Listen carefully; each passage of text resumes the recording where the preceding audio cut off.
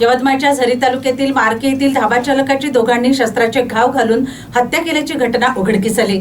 जेवण आणि दारू का दिली नाही या कारणावरून धाबा चालकाशी वाद घालून ही हत्या करण्यात आल्याची प्राथमिक माहिती समोर आली आहे।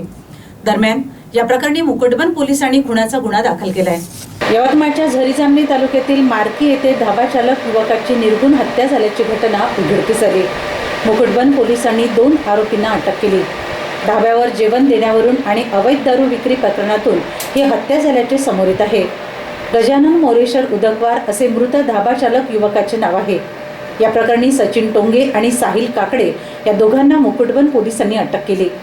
महिन्याभरापूर्वी मार्की मुकुटबन मार्गावर मृत गजानन उदकवार याने टीन शेडचा धाबा सुरू केला होता। धाबा सुरू झाल्यापासून गावातील सचिन सुधाकर टोंगे आणि साहिल राजेश काकडे यांच्याशी त्यांचे वाद सुरू होते। धाब्यावरील आचारी सुट्टीवर असल्याने गजानन एकटाच धाब्यावर होता। रात्री 10 वाजताच्या सुमारास सचिन टोंगे आणि साहिल काकडे हे धाब्यावर आले।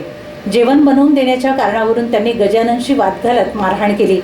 याबाबत गजानन यांनी वडील मोरेश्वर उदकवार यांना फोनवर माहिती दिली। त्यानंतर वडील मोरेश्वर आणि धाकटा भाऊ गणेश हे तातडीने धाब्यावर पोहोचले व त्यांनी दोन्ही आरोपींना समज देऊन वाद मिटवला। त्यानंतर आरोपी तेथून निघून गेलेत। मात्र याच रागातून आरोपी मध्यरात्रीनंतर पुन्हा धाब्यावर आले। झोपेत असलेल्या गजानन यांच्यावर त्यांनी लाकडी दांडक्याने डोके, कपाळ आणि तोंडावर वार केले। यात गजानन यांचा घटनास्थळीच मृत्यू झाला। या प्रकरणी मृतकाचे वडील मोरेश्वर उदकवार यांनी दिलेल्या तक्रारीवरून मुकुटबन पोलिसांनी गुन्हा दाखल केलाय। तपासादरम्यान आरोपी सचिन टोंगे आणि साहिल काकडे यांना अटक करण्यात आली।